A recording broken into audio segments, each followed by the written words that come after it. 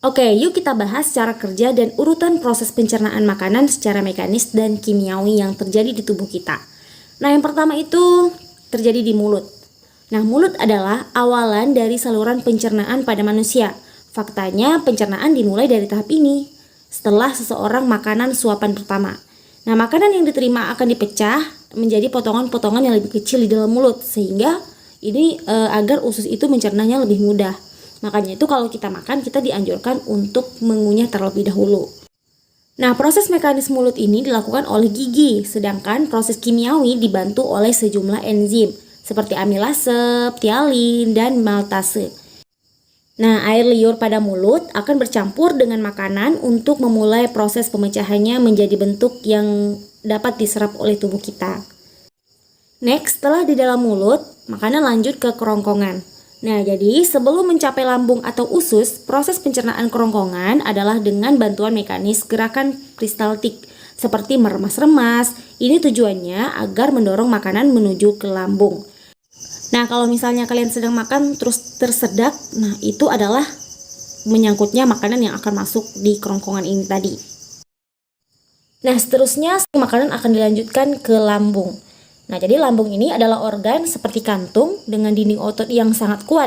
Selain sebagai wadah penerima makanan, lambung ini pun berfungsi menjadi penggiling segala asupan yang diterima oleh tubuh. Nah, pada lambung ini terjadi proses secara kimiawi melalui enzim-enzim. Yang pertama ada enzim pepsin. Ini mengubah protein menjadi asam amino. Kemudian yang kedua ada enzim renin. Enzim renin ini mengubah protein menjadi kasein. Nah, terdapat juga enzim HCl atau asam klorida ini untuk memecah protein dan melawan virus dan bakteri. Kemudian makanan akan bergerak menuju usus kecil untuk dicerna lebih sempurna. Nah, selanjutnya kita masuk ke usus halus atau usus kecil. Nah, jadi proses pencernaan usus halus ini dia terdapat 3 bagian. Yang pertama ada usus 12 jari, kemudian ada usus kosong dan usus penyerapan. Nah, usus kecil ini dia berada di lambung yang melingkari perut dan fungsinya itu untuk memecah makanan dengan bantuan enzim. Nah, setelah makanan dipecah, maka dinding usus halus ini kemudian menyerap air dan nutrisi dari makanan dalam aliran darah. Nah, pada tahapan ini proses kimiawi dibantu oleh enzim-enzim dari organ pankreas, empedu, dan hati. Nah, jadi enzim yang digunakan itu ada tripsin, amilase, maltase, sukrase, laktase, dan lipase. Oke, kita next ke usus besar. Nah, setelah nutrisi diserap oleh usus halus sebelumnya, jadi sisa-sisa makanan akan mengalami pembusukan di usus besar. Nah, selain pembusukan, usus besar juga berfungsi sebagai penyerap air sehingga makanan siap diubah menjadi feses atau kotoran. Nah, kotoran disimpan di dalam kolon sigmoid dan dibutuhkan sekitar 36 jam untuk menjadi kotoran lewat usus besar.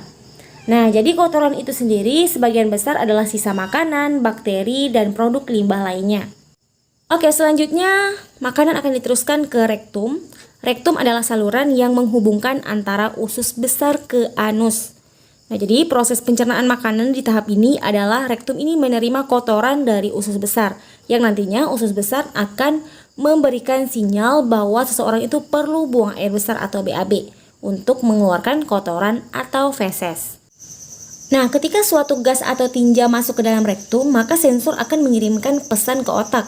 Kemudian, otak akan memutuskan apakah isi kotoran tersebut bisa dikeluarkan atau tidak.